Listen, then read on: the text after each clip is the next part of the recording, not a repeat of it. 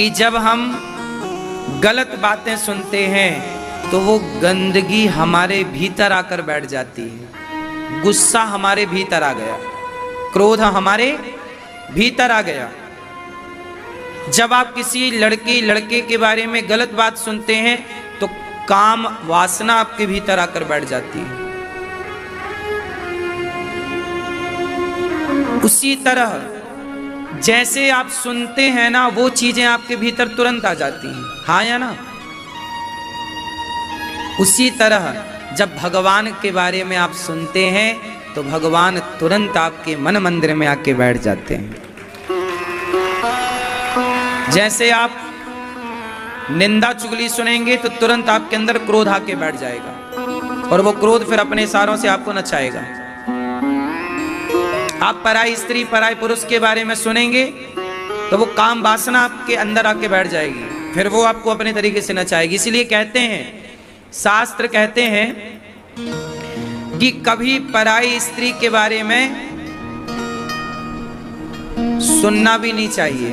पराई स्त्री के बारे में कोई स्त्री के रूप का वर्णन कर रहा है, जैसे आप बैठे हैं और आपका दोस्त कह रहा है यार वो फलानी स्त्री कितनी सुंदर है, उसकी आंखें, उसका शरीर, उसका, जैसे ही आप उसकी सुंदरता को सुनेंगे ना, क्या होगा, आपके शरीर में रोमांच होने लग जाएगा, हाँ या ना। आप किसी पुरुष के बारे में सुनिए कितना सुंदर है, आपका शरीर अलग तरीके से रिएक्ट करने लग जाएगा।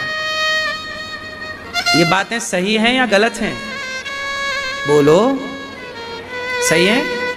इसका मतलब सुनने का बॉडी पर पूरा, केवल बॉडी पर नहीं, आपके मन पर, आपकी बुद्धि पर प्रभाव पड़ता है या नहीं? उत्तर दो भाई। सीता मां के बारे में रावण को सूप न खाने सुनाया ही तो था। सूप न खाने रावण को क्या बोला?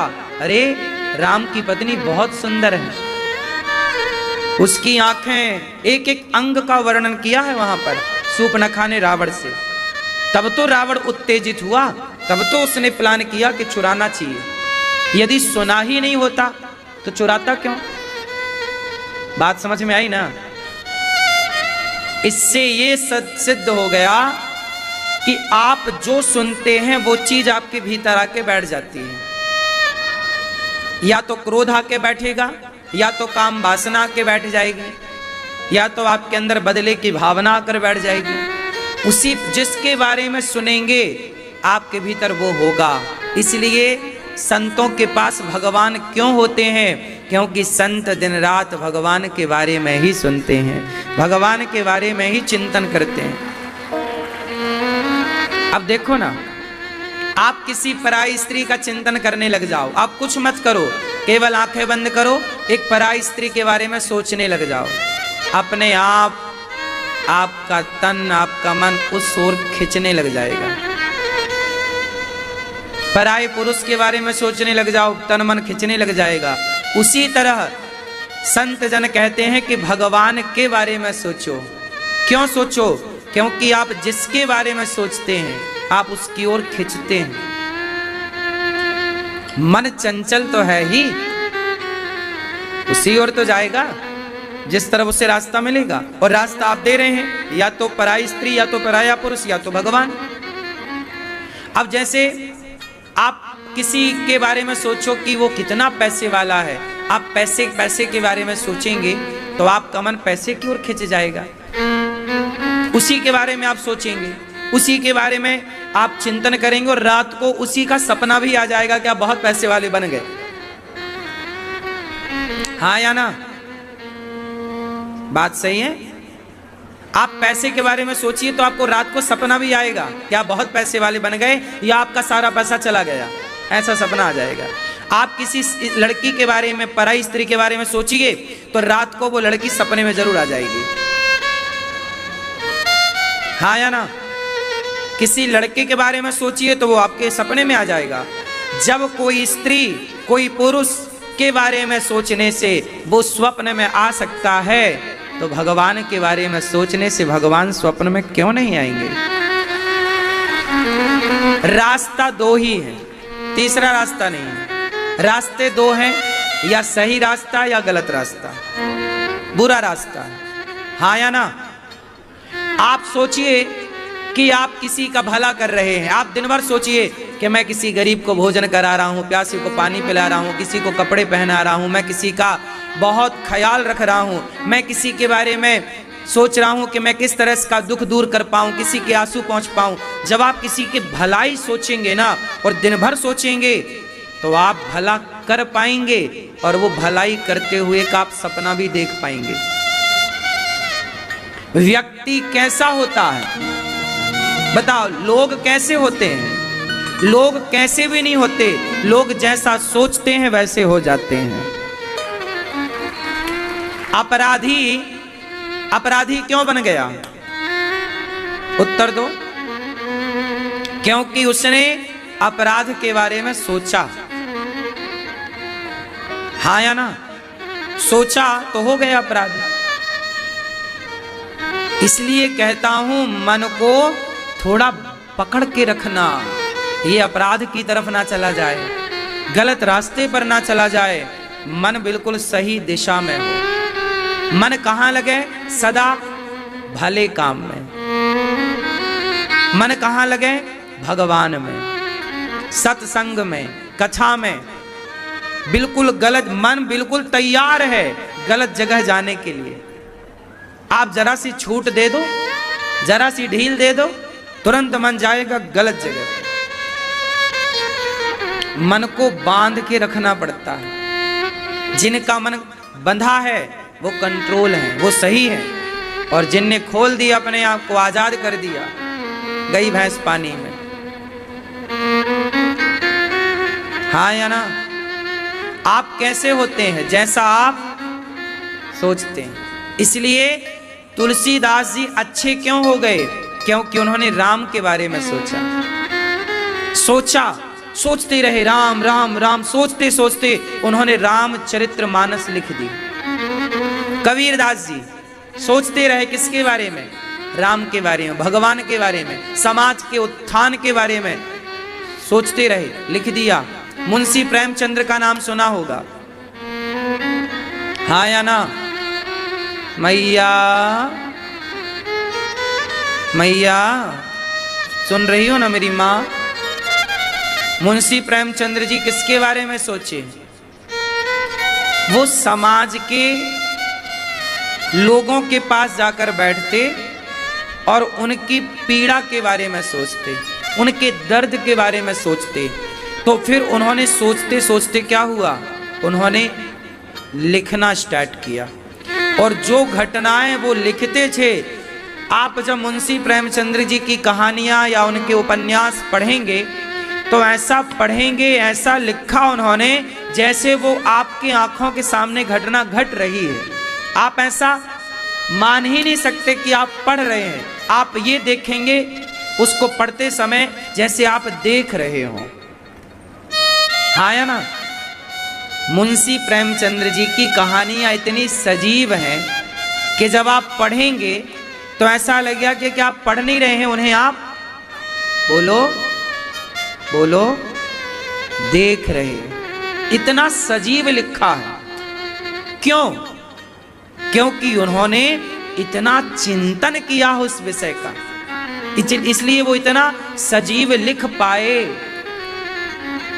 तुलसीदास जी रामचरितमानस लिखते हैं तो वो इतना बढ़िया लिख पाए, ऐसा लगता है रामचरितमानस पढ़ के कि हम देख रहे हैं, पढ़ नहीं रहे हैं राम के उस चरित्र को। इतना सजीव क्यों? कैसे होता है? जब आप उस विषय में डूब जाते हैं। इसलिए रास्ते दो हैं, या अच्छा या बुरा। मैं सोचता हूं, मैंने सोचा कि गौरी गोपाल आश्रम में आप लोग आते हैं, मैं आपकी किस तरह सेवा करूं। मैंने आपके सेवा के बारे में सोचा तो मेरे अंदर प्लान आया कि सेवा आपको भोजन से हो सकती है। मैंने सेवा के बारे में सोचा तो देखो भगवान ने सेवा का काम दे दिया। आप सबके लिए भोजन यहाँ उपलब्ध है। मैं से आपका मतलब है आप नहीं, कुछ लोग आप सोचते हैं, कुछ लोग सोचते हैं यार शराब पी लेते हैं, थोड़ा महंगी वाली पीते हैं, आप शराब के बारे में सोचते हैं, तो आप शराब बिल्कुल पी लेंगे। जब आप सोचेंगे क्या बड़ी बात है, लोग महंगी से महंगी शराब के बारे में सोच रहे हैं, तो आप जो सोच रहे हैं वही तो हो रहा है। आप देखेंगे कि आपके आसपास वही हो रहा है जो आप सोच रहे हैं। इसलिए पूरा खेल सोच से है। थॉट, जो आपके विचार हैं, उन विचारों से सबका निर्माण होता है। आपने एक कहावत सुनी होगी, आवश्यकता ही आविष्कार की जननी है। आवश्यकता ही आविष्कार की जननी है। हमारे यहां गाड़ी की जरूरत पड़ी तो बैलगाड़ी का आविष्कार हो गया, चलने फिरने की जरूरत पड़ी तो साइकिल का आविष्कार हो गया। बोलो हाँ। जरूरत पड़ी तो कार का आविष्कार हुआ, जरूरत ना होती तो आविष्कार क्यों होता। रात थी, अंधकार था तो लाइट का आविष्कार हो गया। रात होती ही नहीं तो लाइट का आविष्कार होता ही नहीं। भाई जरूरत थी ना, हुआ। जरूरत थी तो हुआ। करने वाले ने उसके बारे में सोचा और सोचा तो कर पाया। मैया, जैसे तुम पंचायत के बारे में सोचती हो दिन भर, तो प्रपंच कर पाती हो।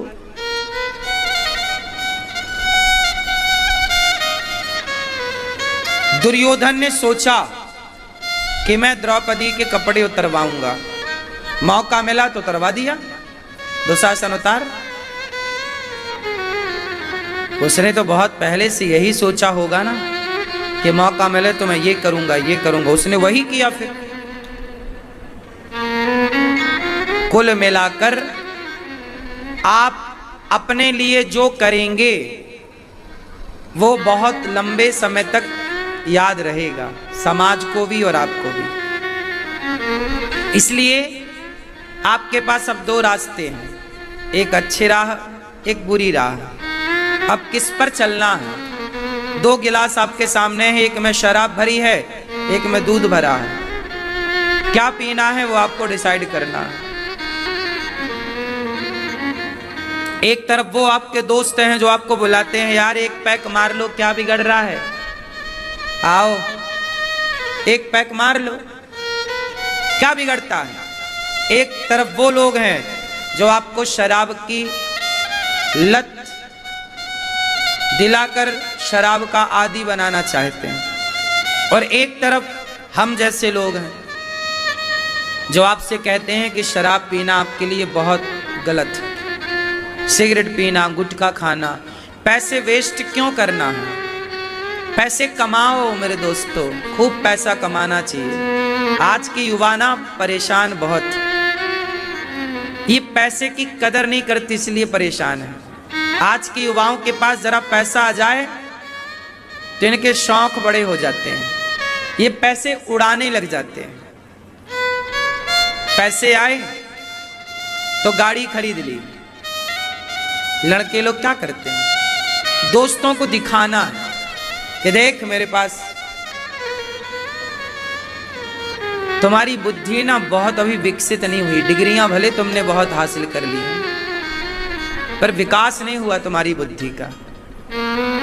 पैसे आए तो गाड़ी मत खरीदो। गाड़ी तो एक साल बाद 10 लाख की गाड़ी अगले साल 5 लाख की हो जाएगी। बोलो हाँ। मोबाइल बड़ा बहुत महंगा, ठीक है, जितने से काम चल जाए वो तो होना चाहिए। गाड़ी उतनी लो जिससे गुजारा हो, जितने की आवश्यकता है। पैसा आए तो क्या करें, पैसे आए तो पैसे बचाओ और अपने लिए एक बेहतर सा घर खरीद लो, प्रॉपर्टी खरीद लो, एक छोटा सा बिजनेस स्टार्ट कर दो, एक छोटी सी दुकान ले लो। आज यदि आप एक गाड़ी खरीदते हैं 25 लाख की, मैं आपको एक एग्जाम्पल दे रहा हूं, आप एक गाड़ी खरीदते हैं 25 लाख की उदाहरण, और एक 25 लाख का घर खरीदते हैं। अगले साल आप दोनों की कीमत निकालेंगे तो 25 लाख का घर जाके 40 लाख का हो चुका होगा, और गाड़ी 25 लाख की 15 लाख की हो चुकी होगी। हाँ या ना? बात सही है। समझदार वो नहीं है जो पैसे को दिखावे में उड़ाए। किसे दिखाना है? ज्यादा मत दिखाओ, दुनिया जल जाएगी। लोगों के दिलों में आग लग जाएगी और आप कहते नहीं मैं तो आग लगाना चाहता हूं। नहीं, ये खेल मत खेलो, तुमसे ज्यादा अनुभव हमें है। हम कहते हैं कि आप सामान्य रहो। वो पुरानी कहावत रट लो, सादा जीवन। कितना भी पैसा हो आपके पास, कभी किसी को मत दिखाओ, किसी को मत बताओ कि हमारे पास इतना है, हम इतने सफल हैं। आपकी सफलता एक दिन समाज जान लेगी। आपकी सफलता की आंधी जब आएगी तो लोग जान ही लेंगे। आप मत बताओ, सादे ही रहो। जरूरत है तो आप गाड़ी भी लो, सब लो। उन लोगों के साथ मत उठो बैठो जो पैसे का मिसयूज करते हैं। जो आदमी पैसे की कदर नहीं करता ना, वो आदमी थर्ड क्वालिटी का। 3 चीजों की कदर करना सदा। पहला, समय की कदर करना। किसकी? बोलो। समय एक बार जाएगा, कभी नहीं आएगा। समय की कदर करना। दूसरा, पैसे की कदर करना। तीसरा, अपने रिश्तों की कदर करना। यदि आपने ये 3 चीजें सीख ली तो आप सफल होए बिना इस धरती में रह नहीं सकते। आपके सफलता के ये 3 मंत्र हैं। पहला, समय की कदर कर लो, मतलब समय को सार्थक बनाओ मेहनत करके। पैसे आए तो पैसे की कदर करो, सही जगह लगाओ। एक भी रुपया गुटखा शराब में खर्च ना हो। और रिश्तों की कदर, माँ की कदर, पिता की, पत्नी की, बच्चों की, पति की, भाई की, भौजाई की, रिश्तों की कदर, मित्रों की, दोस्त, अच्छे दोस्तों की। जो आपको शराब पिलाएं वो दोस्त ना हो बिल्कुल।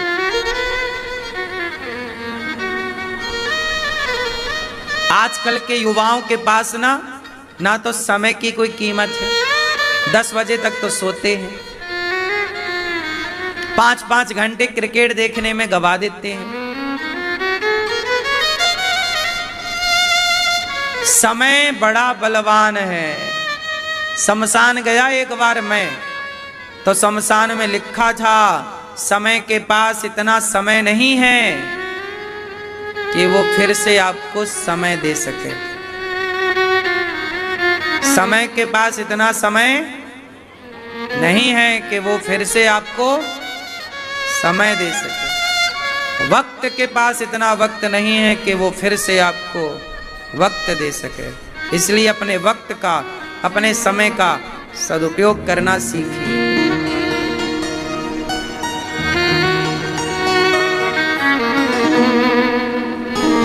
हमारे शास्त्र, हमारे वेद पुराण यही तो सिखाते हैं।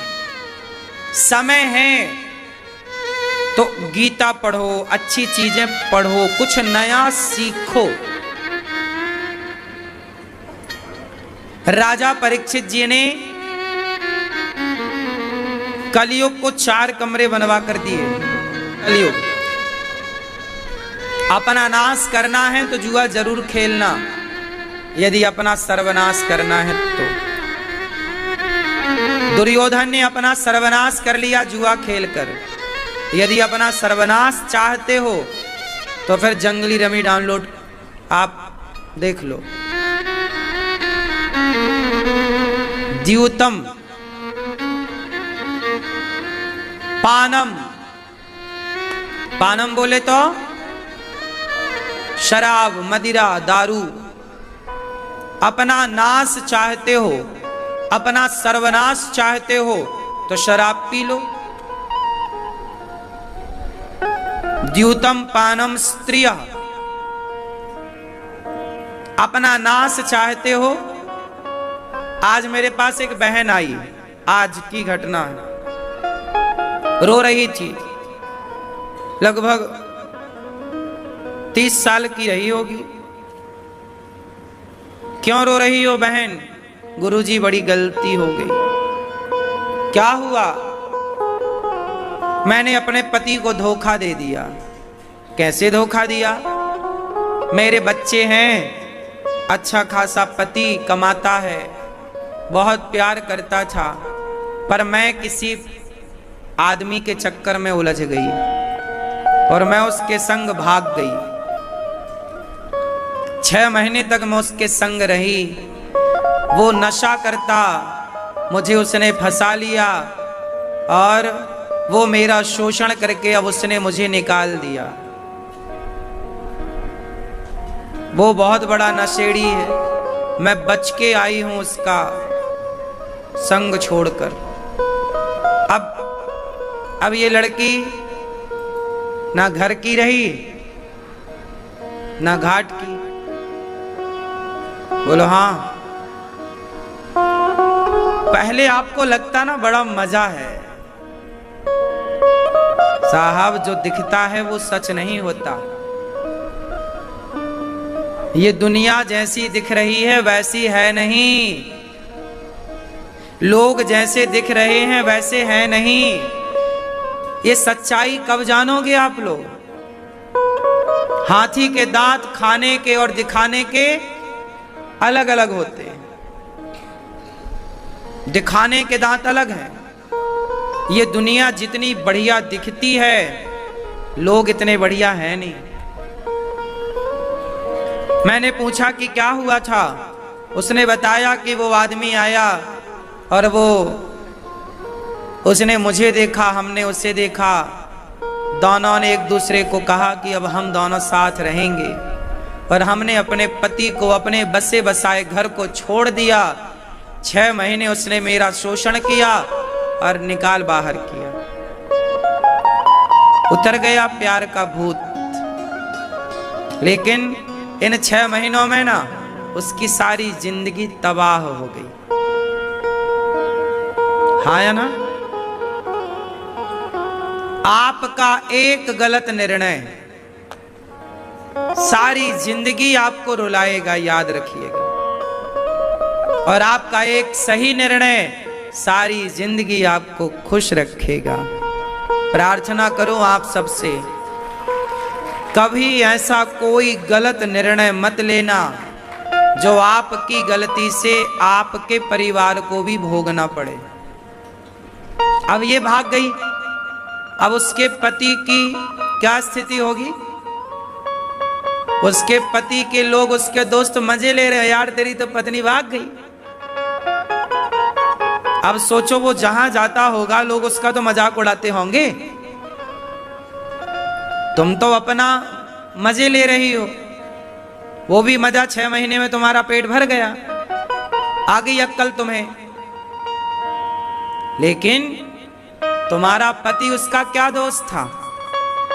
अब वो जहां जाएगा लोग उसको ताने मारेंगे। तुम्हारे बच्चे छोटे से जब बड़े होंगे तो उन बच्चों को भी लोग कहेंगे अरे तेरी मां तो भाग गई थी। क्या गुजरेगी उन बच्चों पर? कैसे सुन पाएंगे वो ये सब? आप समझते नहीं हैं कि आप एक व्यक्ति के होने से, आपके एक व्यक्ति के गलत या सही करने से आपका पूरा परिवार जुड़ा रहता है। आपकी एक गलती आपके माँ बाप को रुला सकती है। आपकी एक गलती आपके समाज में, आपके गलती से आपके समाज को प्रभावित कर सकती है। आपके गांव को, आपकी गली को, आपके मोहल्ले को, आपके राज्य को, आपके देश को प्रभावित कर सकती है आपकी एक गलती। थोड़ा अपने इस चमड़ी पर कंट्रोल करो, याद मत छोड़ो इससे, वरना देखना खून के आंसू रुलाएंगी तुम्हें। ये तुम्हारी इच्छाएं। रावण की इच्छाओं के कारण उसका सत्यानाश हो गया। 1 लाख बेटे थे रावण के। कितने बेटे थे? और 1.25 लाख नाती थे। सोने की लंका का राजा था, पर उसके चंचल मन ने, उसकी अनियंत्रित इंद्रियों ने, उसकी काम वासना ने लंका में उसके 1 लाख बेटों का सर्वनाश कर दिया कि नहीं? गलती रावण ने की और भोगा किसने? उसके 1 लाख बेटों ने और 1.25 लाख नाती ने। गलती किसकी थी? क्या गलती 1.25 लाख लोगों की थी? क्या गलती 1 लाख लोगों की थी? उत्तर दो। गलती सिर्फ 1 रावण की थी, लेकिन दंड किसे मिला? रावण के पूरे परिवार को, पूरे वंश को। इसलिए कोई ऐसी गलती ना करो कि आपकी गलती की सजा आपके पूरे परिवार को मिले।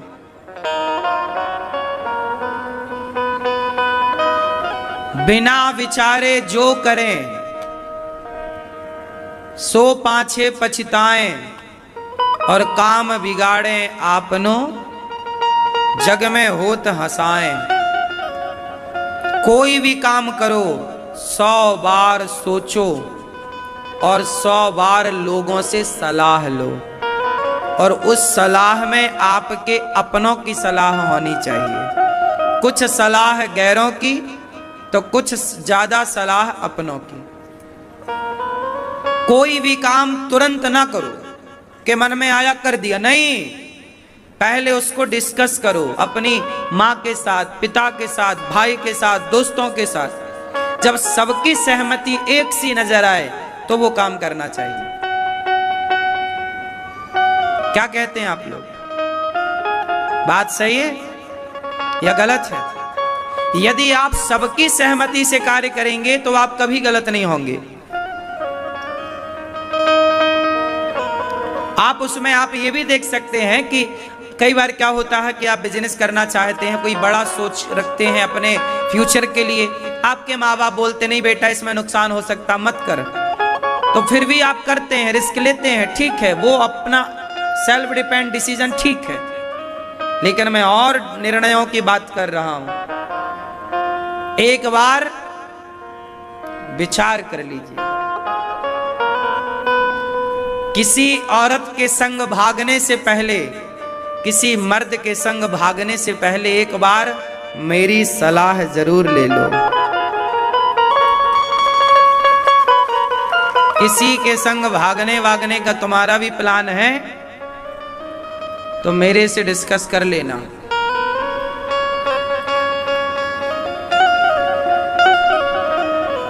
क्यों? है कोई प्लान आपका?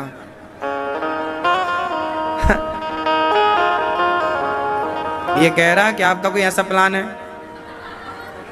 नहीं, भागना तो नहीं है। पर आप शादी हो गई? ठीक है, अब तो नहीं जाना कहीं? कभी मन हो तो हमसे आके मिल लेना।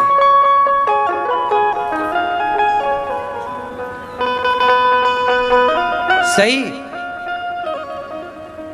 सब अच्छा ये बताओ, दर्पण क्या है? सबसे बड़ा आईना आप किसे मानते हैं? आप बताओ, सबसे बड़ा आईना, दर्पण, मिरर क्या है? हाँ? हम सबका सबसे बड़ा आईना क्या है? दर्पण क्या है? हम सबका सबसे बड़ा आईना आप बताओ।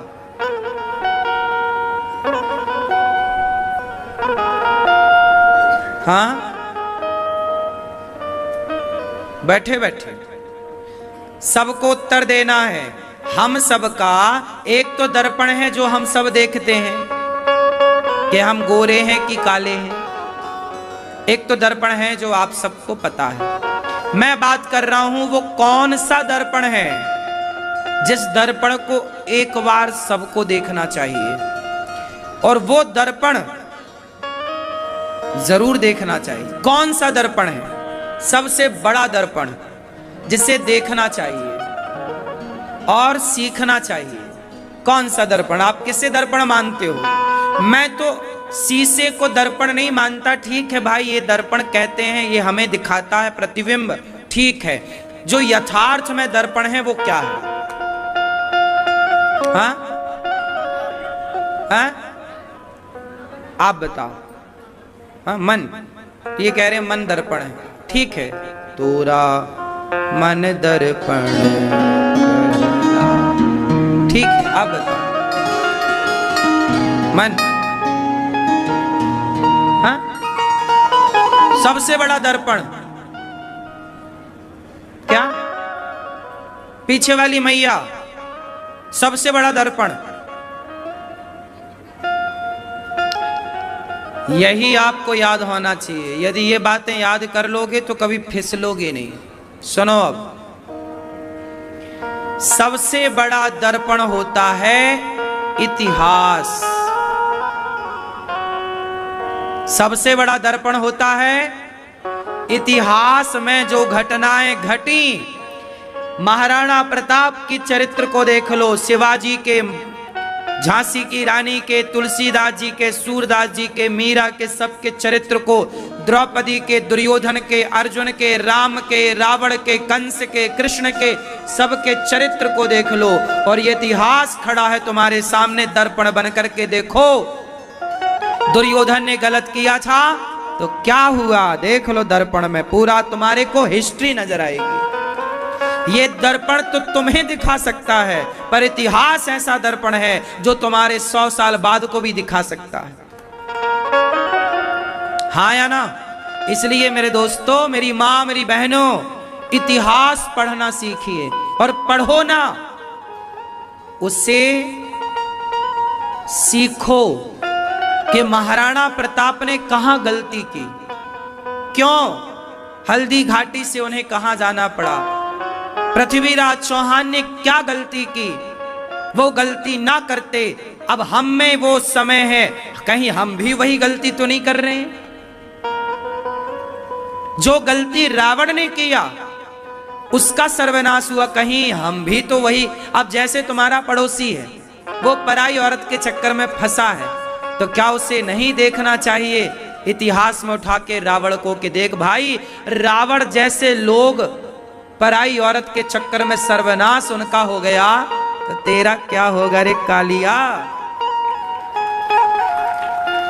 अब इतिहास तो सब दर्पण बन के तुम्हारे सामने खड़ा, पर तुम ना देखो तो तुम अंधे हो।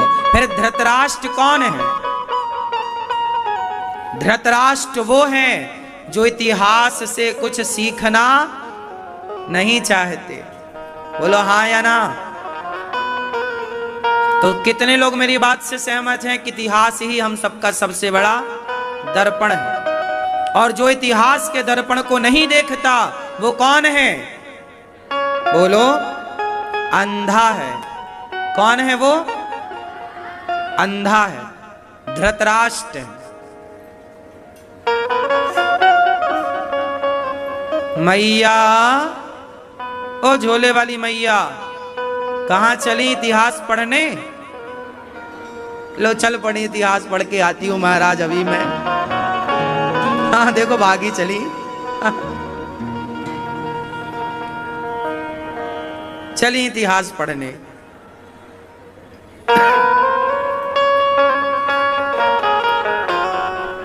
कलयुग के 4 कमरे, द्यूतम पानम स्त्रियः सूना मांस। राजा परीक्षित जी ने हाथ जोड़कर कहा सुखदेव भगवान से, मुझे 7 दिन में मरना है, मैं क्या करूं?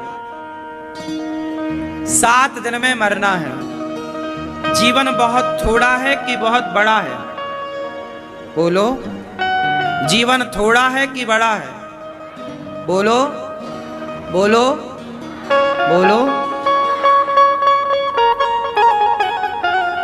लोग कहते हैं 4 दिनों की जिंदगी, एक आदमी रोता रोता मेरे पास आया, बोले महाराज जी हमने सुना जिंदगी 4 दिनों की। हमने कहा हाँ। अरे बोले हमने तो रिचार्ज 1 साल का करा लिया।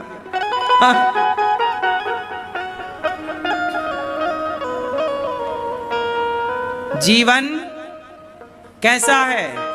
पानी केरा बुदबुदा, अस मानुष की जात, देखत ही छिप जाएगा ज्यों तारा प्रभात। बुदबुदा जानते हो? बुलबुला क्या होता है? बारिश में नहीं पानी के बुलबुले, पानी गिरता है आंगन में आपके, इतने इतने से बुलबुले। अच्छा वो पानी का जो बुलबुला होता है वो कितनी देर रहता है? थोड़ी देर रहता, अपने से फूट जाता, फिर दूसरी बूंद पड़ी, फिर एक बुलबुला उठा। ऐसे ही ये शरीर बुदबुदे की तरह, बुलबुले की तरह, पानी केरा बुदबुदा, मतलब पानी के बुलबुले की तरह शरीर है। आज है, अभी है, कल है, कल रहेगा, इसकी कोई गारंटी नहीं। अस मानुष की जात, जैसे सूर्य भगवान के आते ही तारा छिप जाते हैं, उसी तरह मृत्यु के आते ही आप छिप जाएंगे, समाप्त हो जाएंगे। हम बहुत थोड़े दिनों के लिए हैं, बहुत लंबा समय नहीं। 25, 50, 100 साल तो यूं बीत जाते हैं साहब। 25 साल तक तो देखो जवानी में कोई होश नहीं रहता। 25 के बाद थोड़ा जब शादी वादी हुई, थोड़ा होश आया कि अब तो नमक मिर्ची चाहिए, है ना। फिर उसके बाद जिम्मेदारियों का बोझा इतना आ गया कि जिम्मेदारियां पूरी करते करते ही आप 50 साल के हो गए। 50 साल के बाद पता चला यार अब तो आंखें थोड़ा कमजोर सी हो गई हमारी, अब तो थोड़ा घुटनों में थोड़ा प्रॉब्लम सी हो रही है, कमर अब जवाब देने लग गई। 50 के बाद आप इलाज कराना शुरू करते हैं तो डॉक्टर बोलता है लंबा इलाज चलेगा। 60-70 साल तक तो फिर इलाज ही चलता है, और आदमी इलाज कराने जाता है हॉस्पिटल, पता चलता है कि लुट्टे हो गए। हो गया। जीवन है ऐसा, थोड़ा सा जीवन है, इसी में आपको लड़ना भी है, झगड़ना भी है, सोना भी है, प्रपंच भी करना है। भगवान के लिए समय कितना है? अच्छे कामों के लिए समय कितना है? लड़कपन खेल में खोया, जवानी नींद भर सोया, बुढ़ापा देख कर रोया गा। जीवन, परीक्षित जी ने कहा 7 दिन बचे हैं। सुखदेव भगवान ने कहा चिंता ना करो राजन, 7 दिन बाकी अभी है। वरी आने सते प्रश्न कृतो लोकहितं नृप, आत्मविद सम्मतः पुंसाम श्रोतव्याति सुया पर। तुमने बड़ा उत्तम प्रश्न किया है। निद्रया ह्रियते नक्तम यवा येन चवावया, दिवाचार्थे हया राजन कुटुंब भरणेन वा। जीवन जिसका थोड़ा है वो क्या करे? आपका जीवन क्या है? थोड़ा सा। बहुत गई थोड़ी रही, बहुत गई थोड़ी रही, नारायण अवचेत, काल चिरैया चुग रही, निस दिन आयु खेत। बहुत चली गई साहब, थोड़ी सी बची है। क्या करें? अच्छे काम कर लो। निद्रया ह्रियते नक्तम यवायेन चवावया, दिवाचार्थे हया राजन कुटुंब भरणेन वा। तस्मात् भारत सर्वात्मा भगवान ईश्वरो हरि, श्रोतव्यः कीर्तितव्यश्च स्मर्तव्यश्चेच्छिता भयम्। सब में ईश्वर को देखो। हम जल्दी मर जाएंगे तो क्या करें? भगवान को देख लो। कहां? बताओ आप भगवान को कहां देखते हो? सवाल आपसे। आप ईश्वर को कहां देखते हो? आप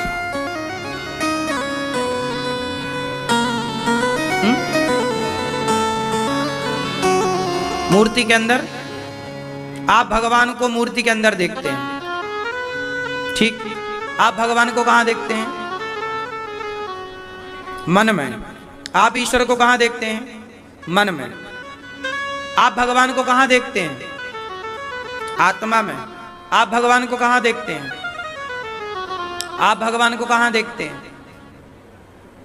सब में। ऐसी दृष्टि हो गई आपकी, सब में ईश्वर दिखते हैं आपको?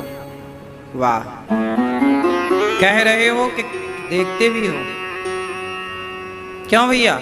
आप भगवान को कहां देखते हो? अपने अंदर, मां के अंदर नहीं। आप कहां देखते हैं भगवान को? हर जगह। सही कह ही बस रहे हो कि देखते भी हो? कहने वाला ज्ञान है कि देखने वाला? आप कहां देखते हैं भगवान को? मन में। मैया आप, पीछे वाली मैया, आप कहां देखते हैं भगवान को? हाँ, कहां? पड़ोसी में।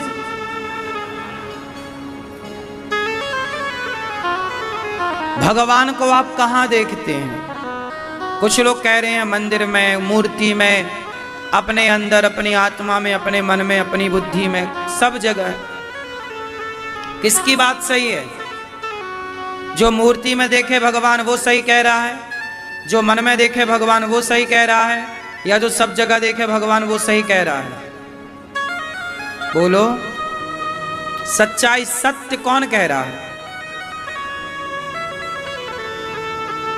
सच्चाई तो ये है कि आप जो कह रहे हैं वो केवल कह रहे हैं। ना तो मूर्ति में ही आपको भगवान दिख रहे हैं, ना तो मन में ही भगवान दिख रहे हैं, ना तो सब जगह दिख रहे हैं। ये बातें आपने सुनी है और सुनी सुनाई बातें आप कहते रहते हैं, वही परोसते रहते हैं। इससे कुछ ना होगा, अनुभव करना सीखिए। सब जगह सबसे उत्तम विचारधारा है कि मैं सब जगह ईश्वर को देखता हूं। सिय राममय सब जग जानी, सर्वम खलविदम ब्रह्म। मैं सब जगह ईश्वर देखता हूं, ये विचारधारा उत्तम है। मैं मूर्ति में देखता हूं, मैं मन में देखता हूं, मैं बुद्धि में देखता हूं। इन सबसे ऊपर ये है कि मैं सब जगह देखता हूं, लेकिन कहीं मैं केवल कहता ही ना रह जाऊं। ऐसा हुआ, एक जंगल में एक संत जी गए, तो वहां बहुत सारे तोते थे। संत जी ने सारे तोतों को बुलाया, बोले तुम्हारी समस्या क्या है? बोले वो बहेली आता है, वो हमें फंसा के ले जाता है, कृपा करो महाराज कि हम बचें। तो संत जी ने एक मंत्र दिया तोतों को, सुनो ये मंत्र का ध्यान रखना। बोलो एक बहेलिया आएगा, बोलो एक बहेलिया जाल बिछाएगा, दाना डालेगा, खाना मत, फंस जाओगे। सुनो, एक बहेली आएगा, जाल बिछाएगा, दाना डालेगा, खाना मत, फंस जाओगे। अब सारे तोतों ने याद कर लिया, एक बहेली आएगा, जाल बिछाएगा, दाना डालेगा, खाना मत, फंस जाओगे। अब तो गुरुजी ने देखा कि बच्चों को याद हो गया। अब तो पूरे जंगल में तोता उड़े तो गाना गा दे, एक बहेली आएगा, जाल बिछाएगा, दाना डालेगा, खाना मत, फंस जाओगे। गुरुजी को लगा सारे तोते ज्ञानी हो गए, अब ये फंसने वाले नहीं। अब संयोग से उस जंगल में एक बहेली आ गया, पर बहेली आया तो सारे तोते बोले एक बहेली आएगा, जाल बिछाएगा, दाना डालेगा, खाना मत, फंस जाओगे। बहेलिया बोला भैया ये तो सब जानते हैं, ये तो हमारे बारे में जानते हैं। पर बहेलिया बोला अब आए हैं तो चलो जाल बिछा देते हैं, शायद कोई अज्ञानी हो जो फंस जाए। जाल बिछाया, बहेलिये ने दाना डाला तो सारे तोता फुर्र से आके जाल में बैठ गए और दाना खाए जा रहे हैं और चिल्ला रहे हैं एक बहेली आएगा, जाल बिछाएगा, दाना डालेगा, खाना मत, फंस जाओगे। सारे फंस गए और फंस गए। बहेलिये ने सबको पिंजरे में डाल दिया और वो पिंजरे के अंदर गाना गा रहे हैं, एक बहेली आएगा, जाल बिछाएगा, दाना डालेगा, खाना मत, फंस जाओगे। फंस गए और फिर भी गाना गा रहे हैं।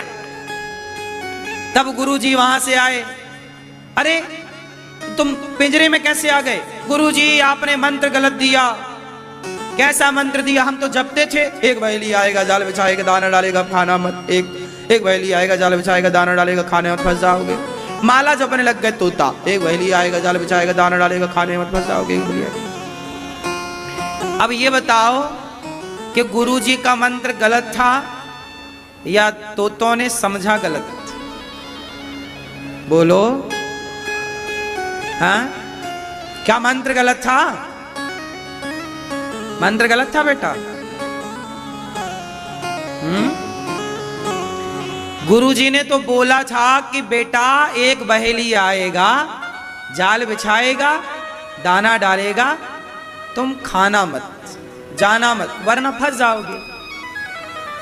अब तोतों ने सोचा कि ये मंत्र ही हमें बचाएगा, एक बहेली आएगा जाल बिछाएगा दाना डालेगा खाने मत।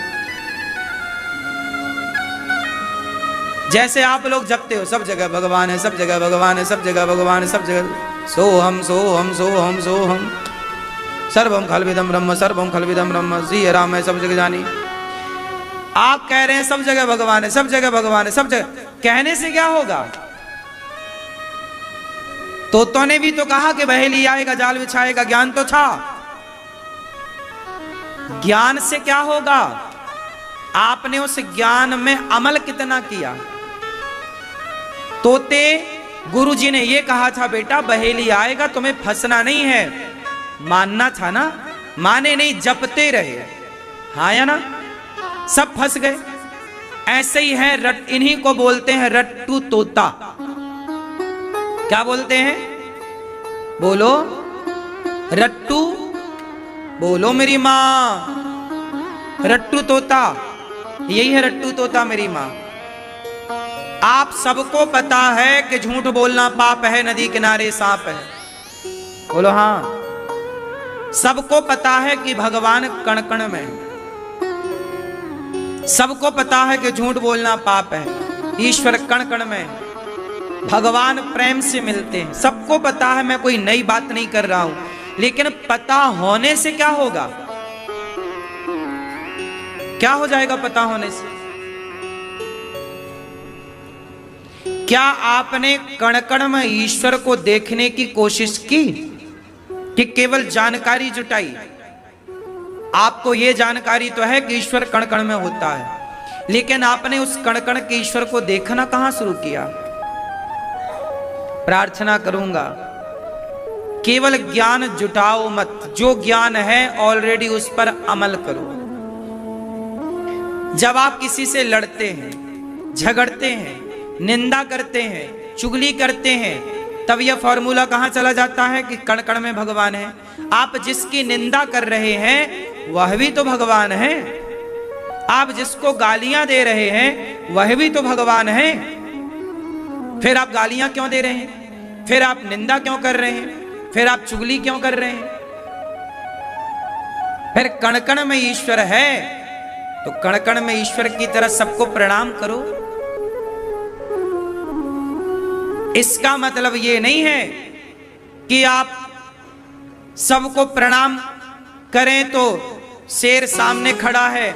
एक गुरुजी बोले कि चेला सुनो बेटा, सब में भगवान होते हैं, सबको प्रणाम किया करो। चेला बोला जी, वो जंगल गया तो शेर आ रहा था, तो उसका दोस्त बोला अरे शेर आ रहा, चलो भागो, छिप जाओ, पेड़ पे चढ़ जाओ। नहीं नहीं, शेर में तो भगवान रहते हैं। गुरुजी ने बोला सब में भगवान है। अब शेर आया और शेर ने झपट्टा मारा, उसका हाथ पकड़ा, हाथ में घाव हुआ, उसे दर्द हुआ तो भागा। जब भागा तो गुरुजी के पास गया, गुरुजी आपने तो कहा था सब में भगवान है, तो मैं तो शेर में भी भगवान मान रहा था, पर शेर ने देखो इतना कष्ट दिया। गुरुजी ने कहा ये बताओ तुम्हारे बगल में कोई खड़ा था? बोले हाँ, हमारा ये गुरु भाई खड़ा था, दोस्त खड़ा था। उसने कुछ कहा था? हाँ हाँ कहा था कि पेड़ पे चलते हैं, भाग चलते हैं, शेर आ रहा है। तो बोले तेरा गुरु भाई क्या वो भगवान नहीं है? ये कौन कह रहा है? हमारे और आपके रूप में यदि ईश्वर है तो ये बातें आपको कह कौन रहा है? भगवान ही तो कह रहे हैं। यदि कोई कह रहा है कि भाग चलो, तो वो आवाज भी ईश्वर की है। वहां से भाग जाने से आपका भला होगा। यहां खड़े रहो, तो वहां खड़े रहने से आपका भला होगा। ईश्वर कण कण में है, सर्वत्र है, पर ये बात केवल बोलने में ना रह जाए रट्टू तोता की तरह, हम सब में देखना स्टार्ट करें,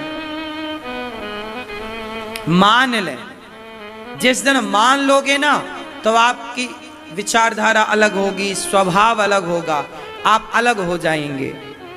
सुखदेव भगवान कहते हैं, सत्याम क्षितौ किम कसिपो प्रयासैः बाहौ स्वसिद्ध्ये युपवर्हणैः किम। ज्यादा हाय हाय नहीं। अच्छा ये बताओ, कितना पैसा कमाना चाहिए? उत्तर दो। क्यों भैया, कितना पैसा कमाना चाहिए? उत्तर दो। हाँ? नींद आ सके? अभी नींद नहीं आती आपको? ज्यादा कमा तो अडानी अंबानी तो सोते ही नहीं होंगे।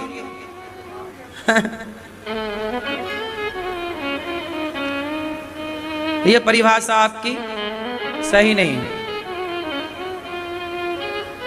चलो, कितना पैसा कमाना चाहिए भैया?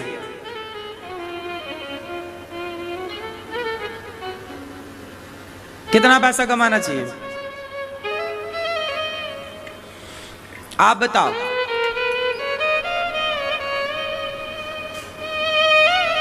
ठीक है, दादाजी बताएं, चश्मा वाले, कितना पैसा कमाना चाहिए? हाँ? आप बताओ, कितना पैसा कमाना चाहिए? मैया बताओ, पीछे वाली, कितना पैसा कमाना चाहिए? हाँ हाँ बताओ। इतना पैसा कमाना चाहिए जितने से हमारी सारी जरूरतें पूरी हो जाएं। क्या पूरी हो जाएं? बोलो बोलो। जरूरत। और जरूरत क्या है? रोटी, कपड़ा, मकान और शिक्षा। इसके बाद आती है इच्छा। एक होती है जरूरत, एक होती है इच्छाएं। बताओ, क्या पूरी हो सकती है और क्या पूरी नहीं हो सकती? जरूरत पूरी हो सकती है, पर इच्छाएं रावण की पूरी नहीं हो सकी। और आजकल के लोग किसके पीछे भाग रहे हैं? जरूरत के पीछे कोई नहीं भाग रहा है। सारा संसार इच्छाओं के पीछे भाग रहा है। यदि आप जरूरतें पूरी कर लो, तो आप जितना सुखी कोई नहीं। हम ये नहीं कहते कि आपके पास पैसा ना हो, खूब पैसा हो, पर इतना पैसा हो कि जितने पैसे से आप मुस्कुराएं, तनाव मुक्त रहें, टेंशन फ्री रहें। अब इतना पैसा कमाए कि आप पत्नी से बात करने का ही टाइम नहीं, बच्चों के संग खेलने का ही टाइम नहीं। पैसा बहुत कमाना चाहिए, पर कितना?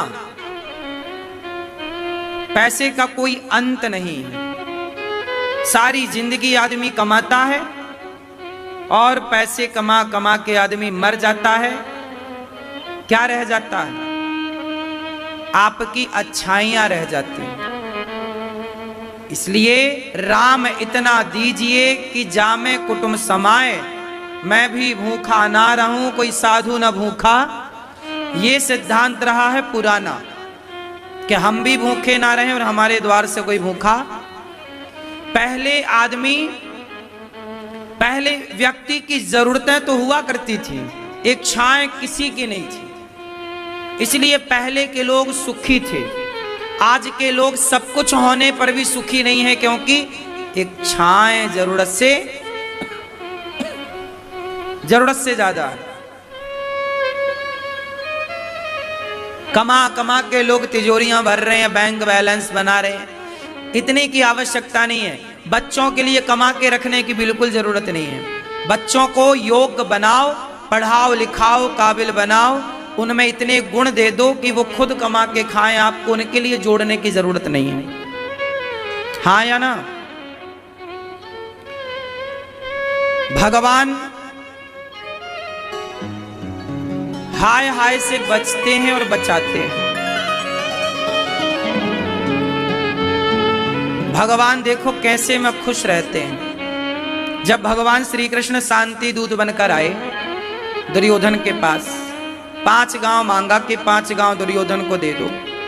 दुर्योधन वह भी दे न सका, आशीष समाज का ले न सका। भगवान ने कहा था 5 गांव दे दो, अपने 5 ग्राम रखो अपनी धरती तमाम। पर दुर्योधन वह भी दे ना सका। 5 गांव क्या, मैं सुई की नोक बराबर जमीन नहीं दूंगा। जब आपकी जरूरत से ज्यादा लालच, इच्छाएं बढ़ जाती हैं तो फिर आपका पतन हो जाता है। दुर्योधन इतना लालची हो गया कि कौरवों पांडवों का भी धन रख लिया। भगवान ने कहा पांडवों को 5 गांव दे दो, नहीं दिया। भगवान को बांधने चला। भगवान ने कहा दुर्योधन अब मैं चला। बोला मेरी माँ ने 56 भोग बनाए हैं, कन्हैया कुछ खाओ। भगवान बोले हम आपके घर नहीं खा सकते, हमारा निमंत्रण विदुर जी के यहाँ, विदुरानी के यहाँ। हमारा निमंत्रण किसके यहाँ है? विदुर जी और विदुरानी के यहाँ। विदुर जी के यहाँ कुछ भी नहीं था खाने के लिए, कुछ भी खाने का नहीं। भगवान गए तो क्या खवाए काकी जी ने? क्या खवाए थे भैया? केले के छिलके, केला ले आई तोड़कर। भगवान आए बैठे तो वो इतना भाव विभोर हो गई काकी विदुरानी कि वो छिलका छीलती और फल को फेंकती जाती और भाव में विह्वल होकर छिलके पकड़ाती जाती और भगवान छिलके खाते जाते। अब बताओ भगवान की इच्छाएं क्या है? भगवान खुश कैसे रहते हैं? सुनो, खुश रहने का एक मंत्र छिपा है यहां पर। खुश रहना है तो क्या करना पड़ेगा बताओ आप लोग, आप बताओ क्या करना पड़ेगा? आप बताओ खुश रहने के लिए क्या करना पड़ेगा? कुछ भी सही गलत कुछ भी सही है, क्या दिक्कत? कोई पैसे थोड़ी खर्च हो रहे हैं, ठीक है। खुश रहने के लिए क्या करना पड़ेगा? मन को शांत। ये तो बिल्कुल परफेक्ट बात कही आपने, मन शांत है तो खुशी खुशी। आप बताओ खुश रहने के लिए क्या करना पड़ेगा? कुछ तो बोलो, कोई पैसे नहीं लग रहे, बोलो। खुश रहने के लिए क्या करना पड़ेगा?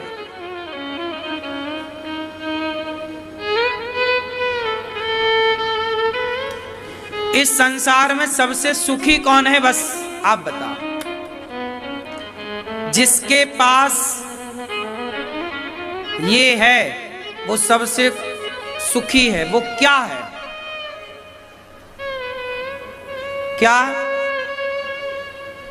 ठीक, भगवान कृष्ण के पास क्या है? छिलके खवाए जा रहे हैं तो भगवान छिलके खा रहे हैं।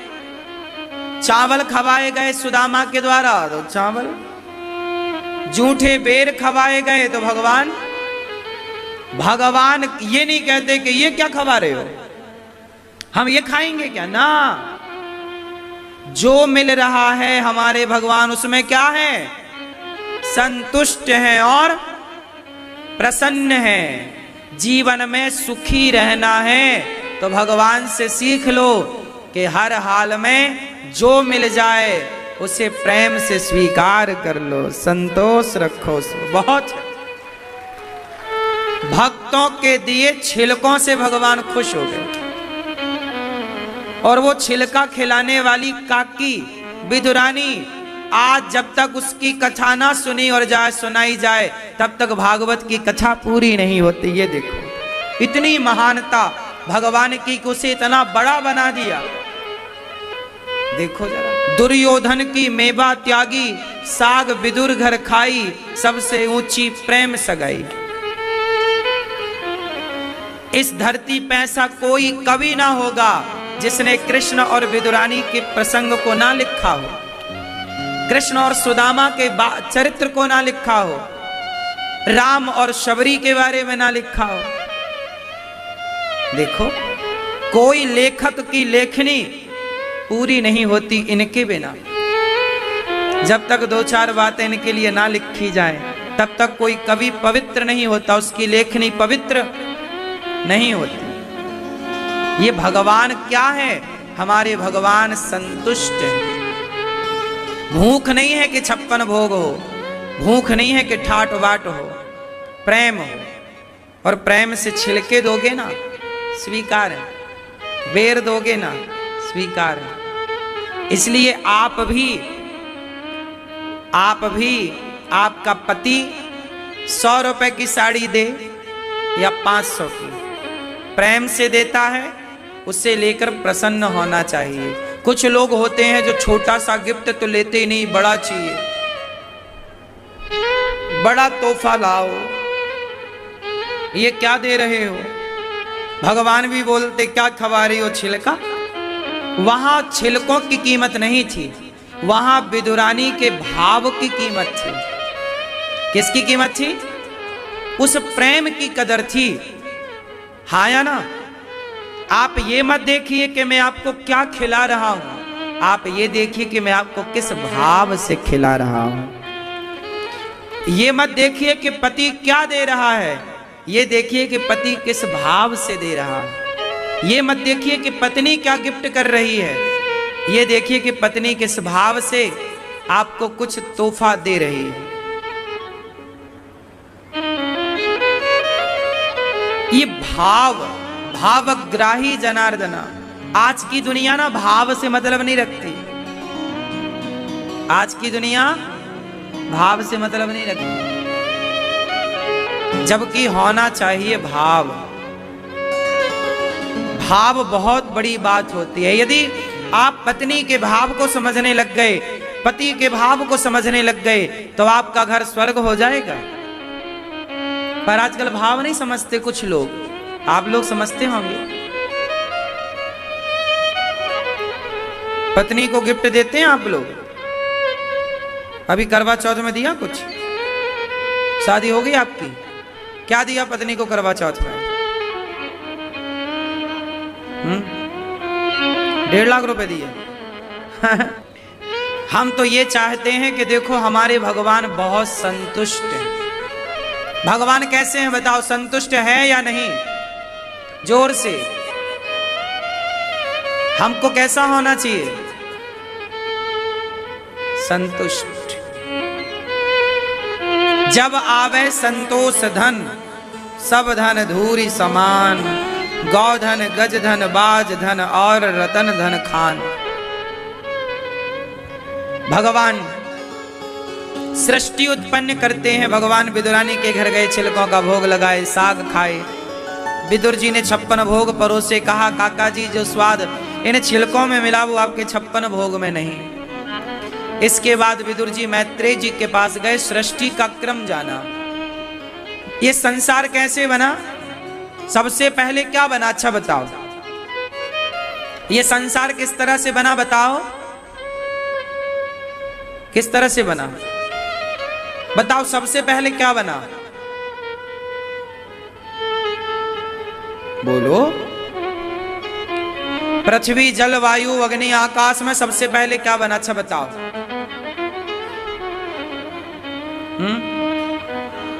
आकाश। फिर क्या बना? वायु। फिर क्या बना? अग्नि।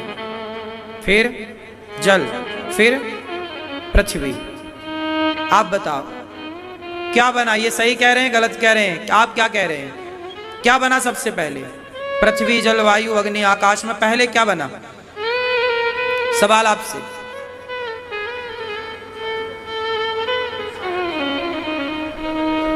जल। सबसे पहले जल बना। फिर सबसे पहले क्या बना? आकाश। फिर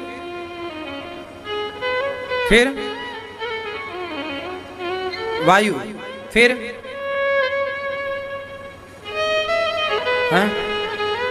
अग्नि। फिर सबसे पहले क्या बना? जब ये सृष्टि बनी तो सबसे पहले क्या बना? सुनो, इन्होंने सही क्रम बताया। सबसे पहले बना आकाश। आकाश से वायु। जैसे देखो मैं कहां बैठा हूं? आकाश में। ये खाली स्थान आकाश ही होता है। आपके मुंह में भी आकाश है, आपके पेट में भी आकाश तत्व है ना। जो खाली स्थान है वो आकाश तत्व मान लेना चाहिए। हाँ या ना? बोलो हाँ। घड़े के अंदर जो खाली स्थान है घड़े में, वो क्या है? आकाश तत्व है। अब देखो आकाश में खड़ा होकर यूं हाथ घुमाऊं तो क्या निकलेगी? बोलो वायु। और जब वायु निकलेगी तो यह हाथ क्या होगा? गरम। आप देखो ना, बिल्कुल गरम होगा। विज्ञान बोल रहा हूं मैं, साइंस। तो वायु से अग्नि का निर्माण होता है। और जब अग्नि मेरा हाथ गरम होगा तो अग्नि बन गई। अग्नि मतलब गरम। फिर अग्नि जब निकली तो फिर क्या निकलेगा? पसीना। क्या निकलेगा? पसीना मतलब जल। और फिर जब जल निकलेगा तो शरीर का सारा मैल निकल जाएगा। मतलब क्या निकल जाएगा? पृथ्वी तत्व। इस तरह से सबसे पहले आकाश का निर्माण हुआ, फिर वायु का, फिर अग्नि का, फिर जल का, फिर पृथ्वी का। इस तरह ये क्रम चला। शास्त्र ऐसा मानते हैं, साइंस भी ऐसा मानता है। अब भगवान की सृष्टि कैसे हुई वो आप सुनो। सबसे पहले भगवान श्रीमन नारायण की नाभि से कमल उत्पन्न होता है। लोग कहते हैं कि संसार को भगवान ने बनाया, तो भगवान को किसने बनाया? बताओ, भगवान को किसने बनाया? आप बताओ। जब सब कुछ भगवान ने बनाया, कितने लोग मानते हैं कि सब कुछ भगवान ने बनाया? आप मानते हो? तो ईश्वर को किसने बनाया? उत्तर दो। भगवान को किसी ने नहीं बनाया। क्यों? क्योंकि भगवान अजन्मा है, उनसे सब बनता है, पर वो अखंड है। उनका नाम, जो जन्मा है वो मरेगा, हम जन्मा है तो मरेंगे, पर भगवान अजन्मा है, वो मरेंगे क्यों जब जन्म नहीं लिया। तो भगवान, इसलिए भगवान को माता पिता कहते। त्वमेव माता च पिता, वो सबके माँ बाप हैं, सब लोग वहां से आए हैं, पर भगवान अमर है, अजन्मा है। भगवान का नाम है अविनाशी। क्या नाम है? अविनाशी मतलब जिसका कभी विनाश ना हो, वो है नारायण, जो जल में लेटे हैं। नार कहते हैं जल में, जो जल में शयन करें उन्हें नारायण कहते हैं। हाँ या ना? तो नारायण, भगवान नारायण के नाभि से कमल उत्पन्न हुआ। कमल में ब्रह्मा जी प्रकट भये और ब्रह्मा जी ने भगवान शिव को अपनी भ्रकुटी से प्रकट किया। तो ये तीन तत्व तैयार भय, ब्रह्मा विष्णु और महेश। इन तीनों को जोड़ा तो नाम बना God, GOD God. G for generator, O for operator, D for destroyer. Generator Brahma ji सृष्टि को जनरेट करते हैं, उत्पन्न करते हैं।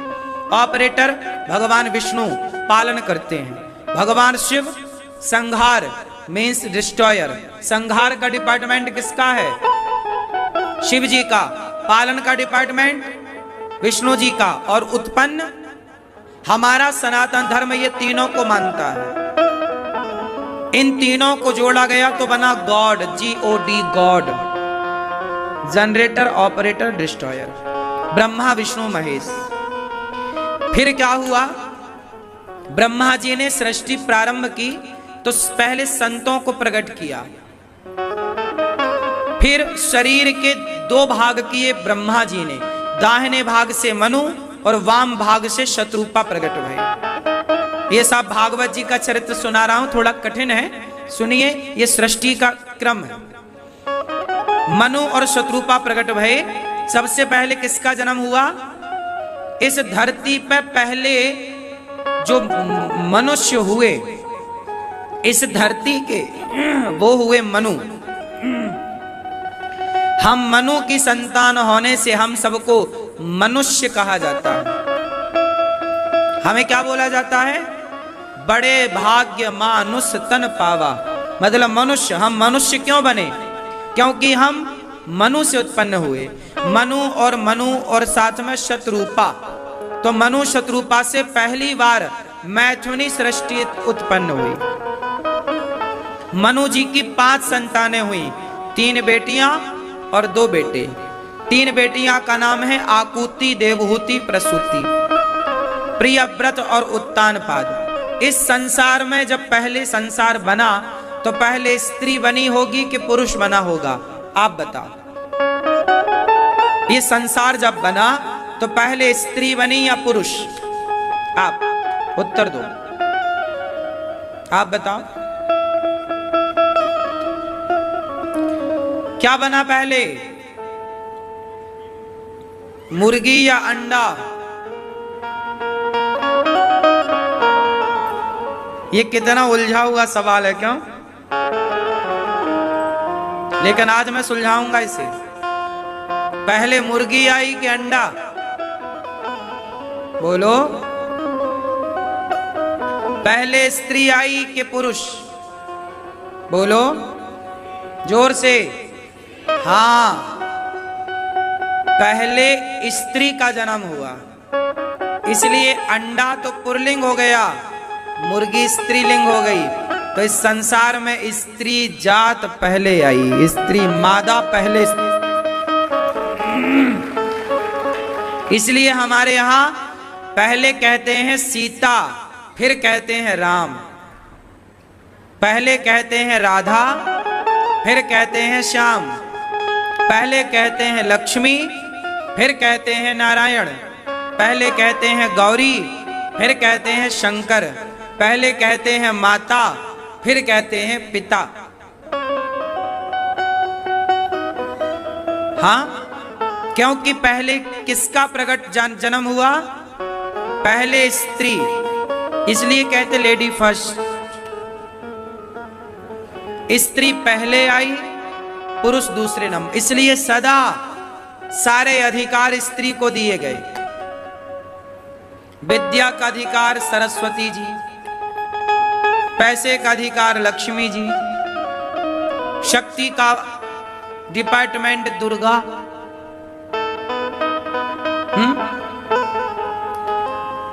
दाना पानी का डिपार्टमेंट अन्नपूर्णा। हाँ या ना? विद्या की देवी सरस्वती। पुरुषों के पास बचा क्या सिवाय तांडव करने के?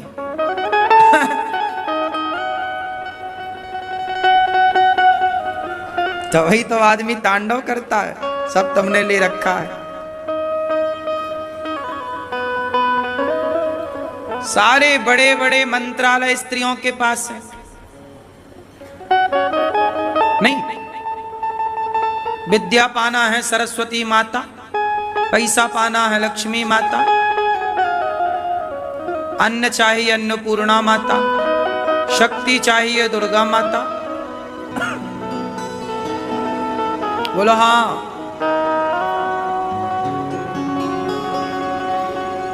इसलिए देवियों के जितने भी स्थान होंगे पहाड़ों पर होंगे। हाँ या ना? विंध्यवासिनी मैया कहां विराजी है? विंध्याचल पर्वत। और ज्वाला मां और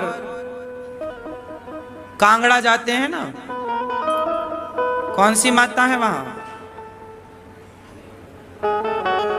बताओ? जितनी भी मां है, चाहे केला मां हो, चाहे शारदा मां हो, चाहे कोई भी मां हो, सारी माओं के मंदिर अधिकांश आपको ऊपर मिलेंगे पर्वतों में। वैष्णव देवी कहां विराजी है? वैष्णवी मैया कहां है? पहाड़ में। क्यों? बड़े को ही ऊंचा स्थान मिलता है। मां बड़ी है।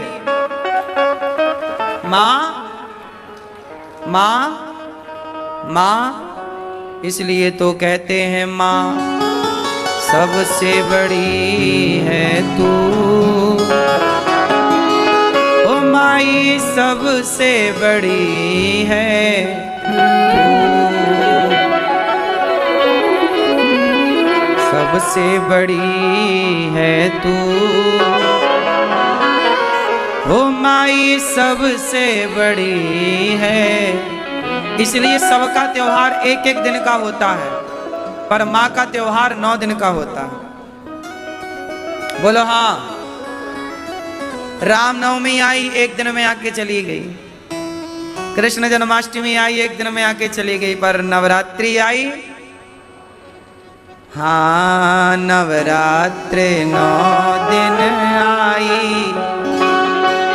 10वें दिन विदाई, विसर्जन को चली। 10वें दिन तो 9 दिन, क्योंकि मां सबसे बड़ी है, इसलिए मां का स्थान सबसे ऊंचा है। फिर पिता का स्थान दूसरे नंबर पर। हाँ या ना? तो पहले किसका जन्म हुआ, मां या पिता? मां। उस पहली स्त्री का नाम बताओ। आकुति, देवहूति, प्रसूति, 3 स्त्रियां। मनु जी के 3 बेटियां। आकुति का विवाह रुचि प्रजापति से हुआ। इसलिए नारी का सम्मान किया करो। किसका सम्मान करोगे? बोलो। नारी का सम्मान किया करो। नारी के कितने रूप होते हैं? आप बताओ, नारी के कितने रूप होते हैं? 100, 2, 9, गिना दो 9। नारी के रूप कितने होते हैं?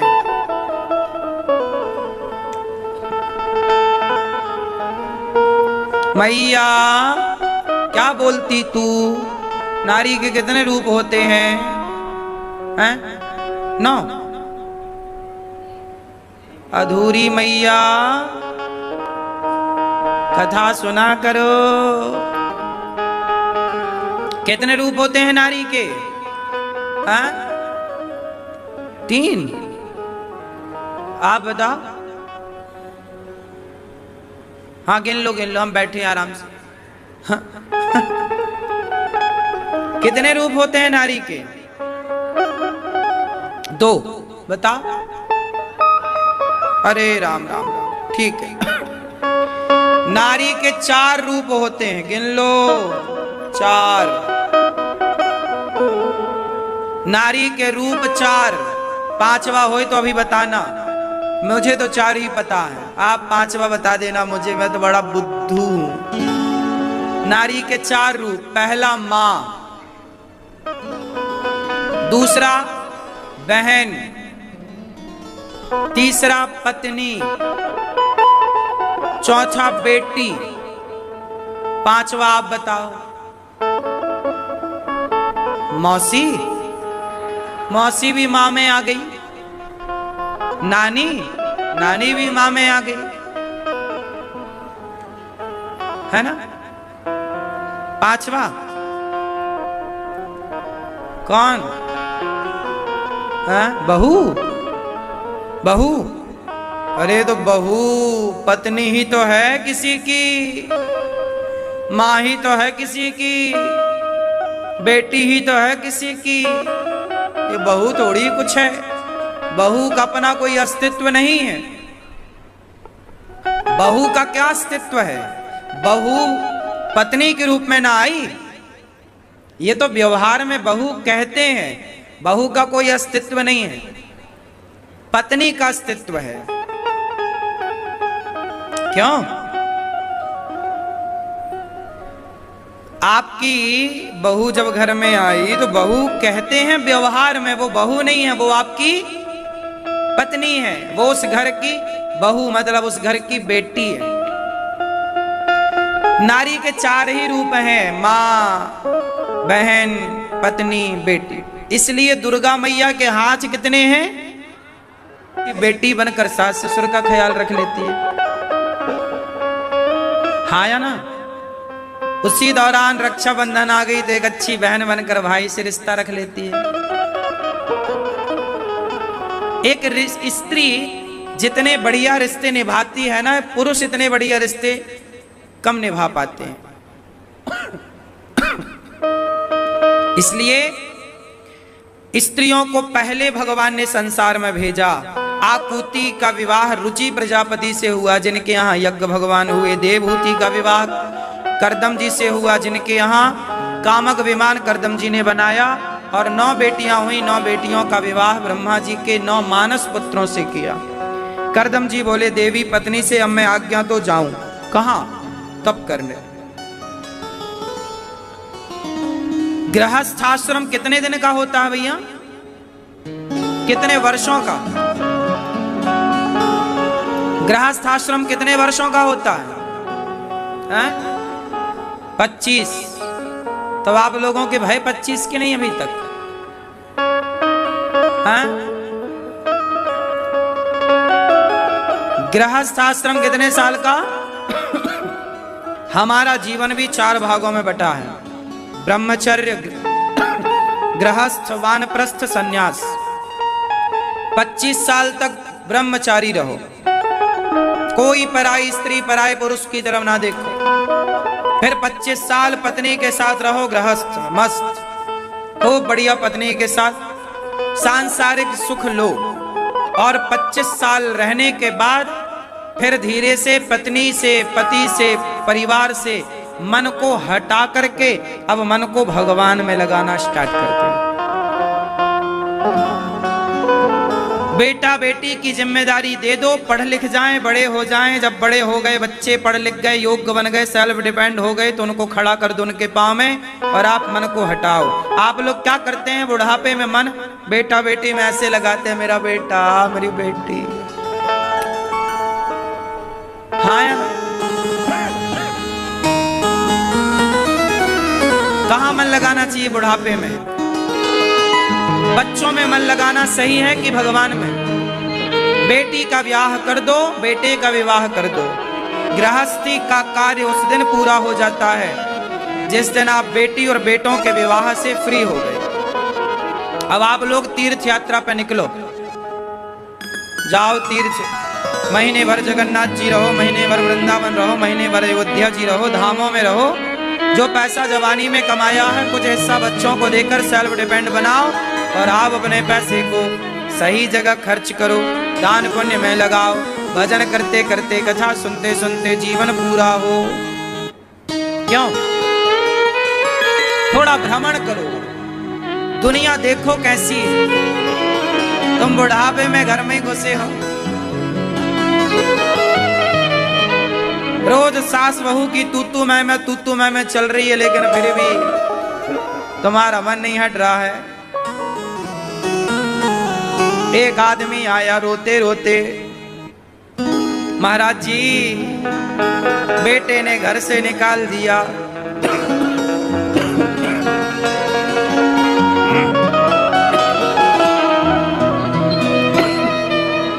बहू ने घर से निकाल दिया, अब रो रहे हैं। संत जी ने कहा, ये बताओ तुम्हारी बहू तुम्हारे बेटे ने घर से निकाला तो तुम्हारे साथ अच्छा किया कि बुरा किया? उसने कहा, महाराज बहुत बुरा किया। संत जी ने कहा, बहुत अच्छा किया। तुम अभी तक घर में पड़े थे, घर की बातें और लातें खा रहे थे, अब मौका है सही, बेटा बेटी ने निकाल ही दिया है, अब पूर्ण रूप से अपनी सांसों को भगवान के नाम कर दो, पूरा जीवन भगवान को सौंप दो। ये दुनिया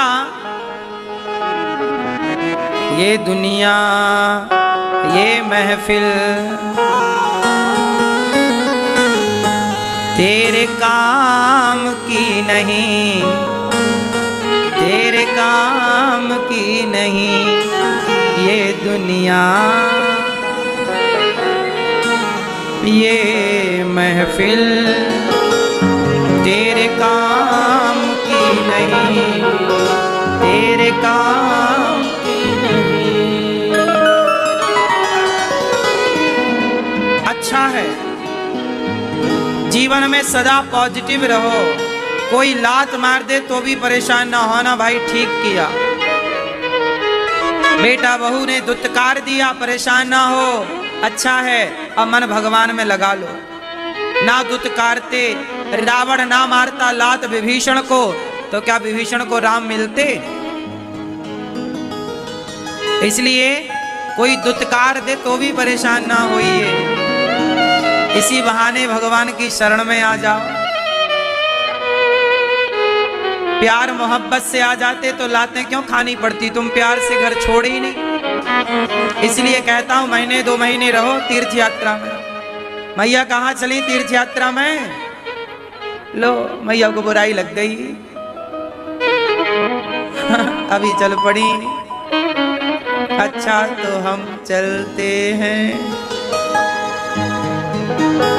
मान मेरा कहना नहीं तो पछताएगा, मिट्टी का खिलौना मिट्टी में मिल जाएगा।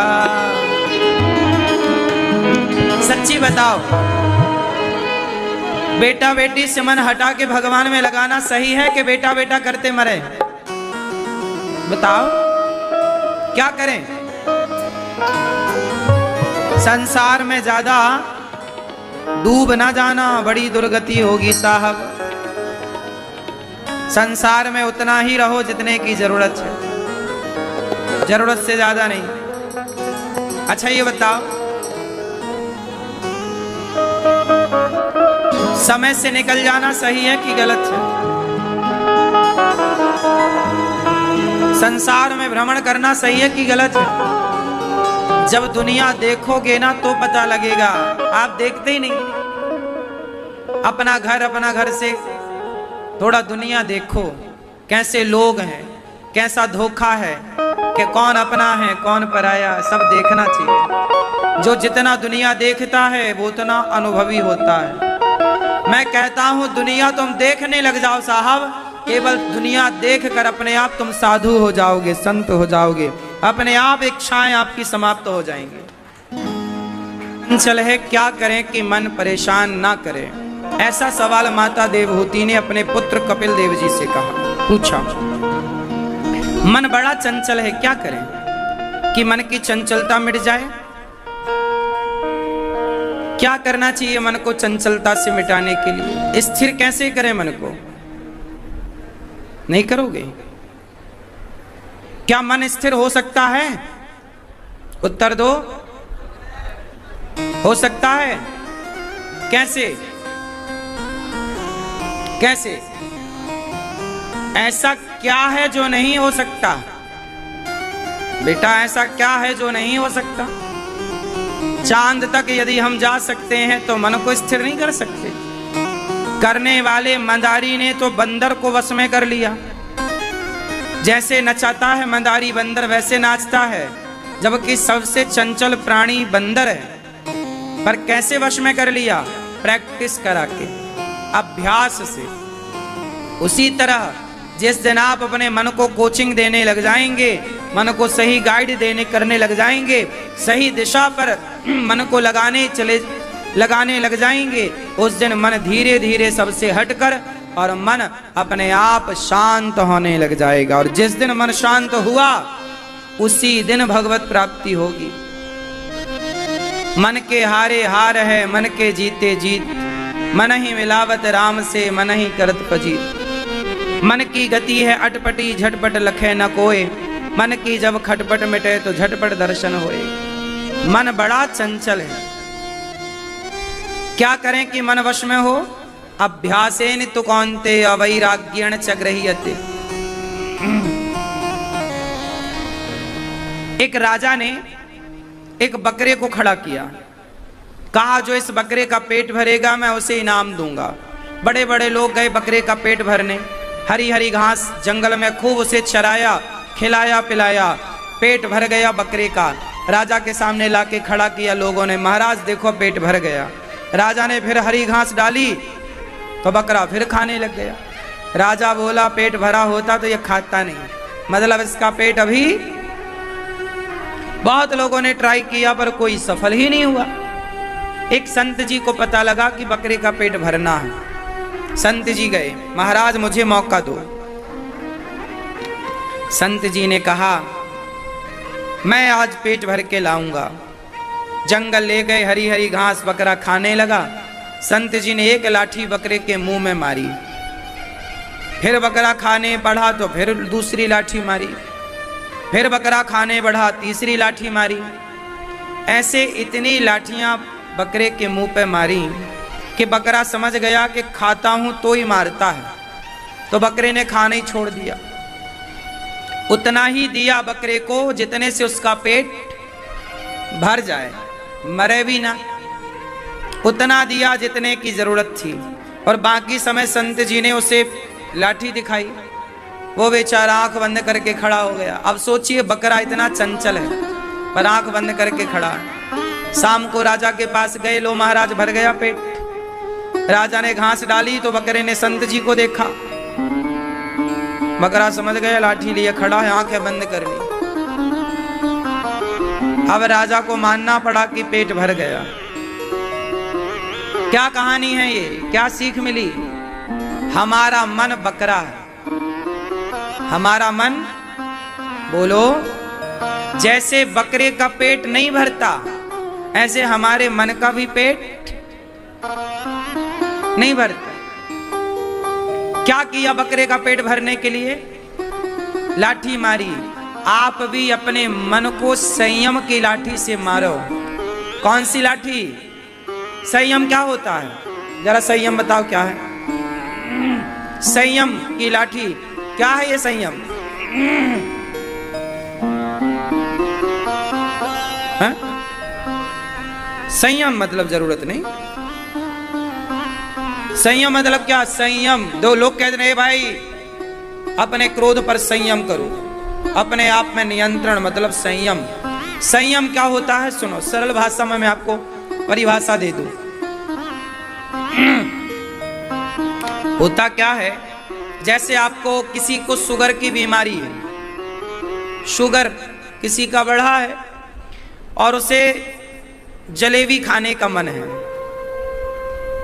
और सामने जलेबी गर्मा गर्म बन रही है, उसे जलेबी बहुत पसंद है, बन भी रही है, मन भी है, पर उसने अपने को संभाला नहीं। मुझे शुगर है, खाऊंगा तो मैं बीमार पड़ जाऊंगा, मर सकता हूं। उसने अपने इच्छाओं को क्या किया? संयम। कंट्रोलिंग पावर को संयम कहते हैं।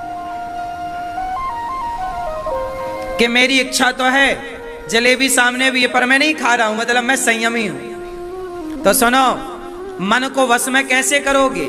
जब आप संयमी बनेंगे कि मन की इच्छाएं हैं कुछ, लेकिन फिर भी आप उस मन से बात करें, नहीं तेरी भले इच्छाएं हैं, पर आज हम तुम्हें ये चीज नहीं दिलाएंगे, तुम थोड़ा संयम रखो, कंट्रोल। शुगर बढ़ जाएगी तो क्या करोगे, इसलिए खाने पीने पे कंट्रोल। तो आपको भी जिस दिन संयमी आप हो गए तो आप अपने मन को जीत पाएंगे। मन को जीतने के लिए क्या करना पड़ेगा, बोलो मेरी माँ, संयम। देखना इंद्रियों के ना घोड़े बढ़े, आंखों पर थोड़ा संयम। संयम मतलब शर्म भी कह सकते हैं। आंखों पे क्या रखो, संयम रखो, कुछ भी ना देखो। कानों पे संयम रखो, कुछ भी ना सुनो। वाणी पे संयम रखो, कुछ भी ना बोलो। इंद्रियों पे संयम रखो, कहीं भी ना तुम्हारी इंद्रियां जाएं, ये संयम है। तो हमारा मन वश में कैसे होगा, जब बकरे को मारोगे। संत जी ने बकरे को काहे से मारा, डंडे से। आप भी संयम से अपने मन को मारो। जहां मन जाए, मन को मन ही नहीं, हमें नहीं जाना, नहीं हम नहीं करेंगे तुम्हारा ये काम। मन जा रहा है उसे पकड़ो, ये संयम। धीरे धीरे मन को हर गलत जगह से हटाओ, एक भगवान के चरणों में बिठाओ। आज नहीं, कल नहीं, एक दिन में तो नहीं होगा, पर एक दिन जरूर आपका मन आपके कंट्रोल में होगा। करत करत अभ्यास के जड़मती हो तो सुजान, रसरी यावत जात है सिल पर पड़त। करने से होगा। मन को कर डालो अपने वश में। कपिल भगवान से मां देवहूति ने कहा, बताओ भक्ति क्या है। चलो बताओ भक्ति किसे कहते हैं, उत्तर दो। भक्ति किसे कहते हैं, भक्ति की परिभाषा दो। मैया भक्ति किसे कहते हैं, बताओ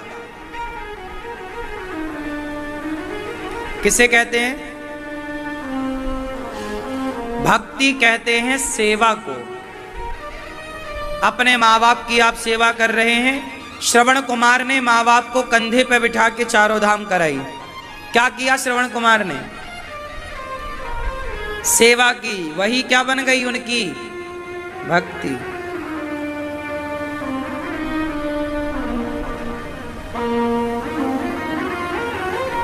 जैसे लोग कहते हैं ना, ये माटी नहीं सोना है। अच्छा बताओ, माटी सोना होती है क्या, उत्तर दो। माटी सोना होती है कि नहीं, बोलो। हाँ हाँ, माटी ही सोना है, सोना सोना नहीं है। एक आदमी मेरे पास आके रो पड़ा, महाराज जी मेरी पत्नी जब ये हार पहनती है तो मुझे गुस्सा आता। मैंने कहा हार में ऐसा क्या है, 4 तोले का हार है। तो मैंने कहा गुस्सा क्यों आता, तेरी पत्नी पहनती है, कितनी अच्छी लगती है, खुश होना चाहिए। नहीं महाराज, ये 4 तोला सोना, मेरी पत्नी बोली मुझे हार दिलाओ। उस समय सोना 3000 रुपए तोला था। बहुत पुरानी बात है। 1998-97 में सोना लगभग 3000 था। बोले 3000 रुपए सोना था। और उस समय मेरे खेत के बगल में 4 एकड़ जमीन बिक रही थी, वो भी 3000 रुपए एकड़। तो मेरी पत्नी जिद में अड़ गई, मुझे तो हार चाहिए। और मैं बोला हार अगले साल दिला दूंगा, भी खेत मिल रहा है। बोले नहीं। तो 4 तिया 12,000 रुपए थे उसके पास। तो पत्नी के जिद के कारण उसने हार ले लिया। हार 3000 तोला का हार आज कितने का होगा, 2 लाख का होगा। क्यों जी, आज क्या चल रहा सोने का दाम, 80। तो अब देख लो, 2,24,000, 2,40,000, 2.5 लाख, 5 लाख मान लो, और क्या करोगे, 4 लाख मान लो, और क्या करोगे। आज वो 20 साल 25 साल में कितना हुआ, बोलो। वो 3000 से आज 12,000 से आज वो 4 लाख का हुआ, 4 लाख से कम का। लेकिन वो खेत, अब तुम वो हार बेच के खेत खरीद सकती हो? अब बताओ कौन है सोना? वो खेत सोना था, वो माटी सोना थी कि सोना सोना था? बोलो। वो 4 एकड़ खेत आज वो करोड़ों का है। एक खेत 1 करोड़ का, 1 एकड़, अब वो 4 करोड़ की संपत्ति बन गया। हाँ या ना? कुल मिला के समझना ये है कि माटी भी सोना है, माटी ही सोना है। क्या कहते हैं आप लोग? सोना सोना नहीं है, सोना माटी है, माटी सोना है। बात समझ रहे हो हमारी? क्यों? अब वो आदमी बोला हम तो पत्नी का हार जब भी देखते हैं हमें तो गुस्सा आती, इसके हार के चक्कर में देखो खेत चला गया। अब उसकी पत्नी को अब लगता कि मैंने गलत किया, लेकिन अब पछताए होते क्या जब चिड़िया चुग गई खेत। तो कुल मिलाकर आप अपने मन को कंट्रोल करिए, अपनी इच्छाओं से हटाइए, धीरे धीरे सबसे हटाइए और जहां आवश्यक है मन को वहां लगाइए। ठीक है? कपिल भगवान ने कहा तितिक्षवः कारुणिकाः सुहृदः सर्वदेहिनां अजात शत्रवः शांता साधवः साधुभूषणा। सहनशील संतों की शरण में जाना भक्ति है, सेवा करना भक्ति है। मत भयात बाती बातो यम सूर्यस्तपति मत भयात। भगवान कह रहे हैं मेरे भय से सब हो रहा है। कपिल भगवान के दिव्य ज्ञान से अहम सर्वेषु भूतेषु भूतात्मा अवस्थितः सदा। भगवान कह रहे हैं मैं ही सब में समाया हूँ। कपिल भगवान के दिव्य ज्ञान से माँ सिद्धा नाम की नदी बनकर बह गई। किस तरह गर्भ में बच्चे का निर्माण होता है कपिल भगवान ने मेडिकल साइंस कह दिया था हजारों साल पहले। पिता के द्वारा जब स्त्री गर्भवती होती है तो पिता का तेज स्त्री के गर्भ में जाके एक रात में वो कलल रस से मिलके कलल हो जाता है। दूसरे माह में बच्चे के हाथ पांव अंगों का विभाग हो जाता है। तीसरे माह में नख रोम अस्थि चर्म स्त्री पुरुष के चिन्ह उत्पन्न हो जाते हैं। चौथे माह में बच्चे के मांस आदि 7 धातुएं प्रकट हो जाती हैं। 5वें महीने में भूख प्यास लगने लग जाती है। 6वां महीना लगते ही बच्चे को पूर्व स्मरण आ जाता है और ऐसे भगवान की स्तुति करता 9 महीना हुआ पेट से बाहर आ जाता है। किस तरह बच्चे का निर्माण होता है बताओ? बच्चे के पेट में, माँ के पेट में बच्चे का निर्माण कैसे होता है? सबसे पहले क्या बनता है बोलो? सबसे पहले सिर बनता है बच्चे का। स्त्री है लड़का है कि लड़की है ये बात कब पता चलती है? किस महीने में बताओ? मैया ये पेट में लड़का है कि लड़की, या किस महीने में लिंग परीक्षण होता है बोलो? तीसरे महीने में। ये साइंस कहता है। मेडिकल क्या कहता है? तीसरे महीने में ही बच्चे का स्त्री पुरुष के चिन्ह बनते हैं। ये मेडिकल आज कह रहा है और यही बात भागवत जी में हजारों साल पहले कपिल भगवान माँ देवहूति को कह दी कि तीसरे महीने में स्त्री पुरुष के चिन्ह उत्पन्न होते। मतलब कितना परफेक्ट हमारा साइंस था, हमारे ऋषि मुनि थे। लेकिन विडंबना देखो कि आज ऋषि मुनियों को पुराना जमाना कह के टाल दिया जाता है। अरे वो तो पुरानी बातें हैं, पुराना जमाना। अरे पुराने से ही तो नई बातें होती हैं, आधार तो वही है। क्यों? नया क्या है आजकल सिवाय विनाश के? आज जितने भी आविष्कार भय ये पुराने सुन के पढ़ के देख के तो हुए। महाभारत में परिकल्पना हुई कि ऐसा भी अस्त्र हो सकता है, परमाणु बना दिया। हाँ या ना? 1814 में पहली बार सर्जरी हुई थी। किसी सैनिक की नाक टूट गई थी तो पहली सर्जरी नाक की हुई 1814 में। पूछा गया उस वैज्ञानिक से कि आपने कैसे किया? उसने कहा कि हमने भारत में दर्शन पढ़े, भारत के वेद पुराणों को पढ़ा और उस आधार में हमने सर्जरी की और सफलता मिली।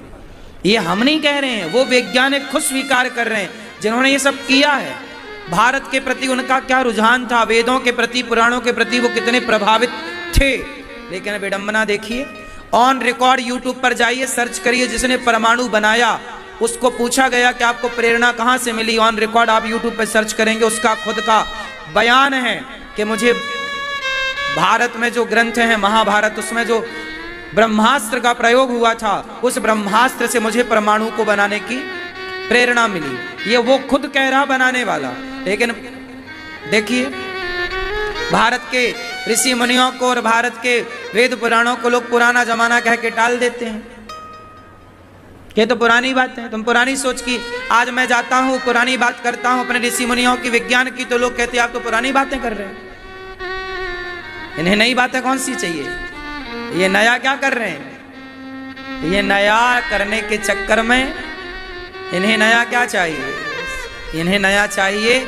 आजकल हमारे देश की बहन बेटियों को कुछ लोगों ने भड़का दिया। पहले ऋषि मुनियों बताते थे कि बहन कपड़े पहना करो, आजकल के कुछ लोगों ने भड़का दिया लड़कियों को। अरे पूरे कपड़े पहनने से क्या है, तुम तो फैशन हो, मॉडल हो, आधे कपड़े पहनो, जरा से पहनो।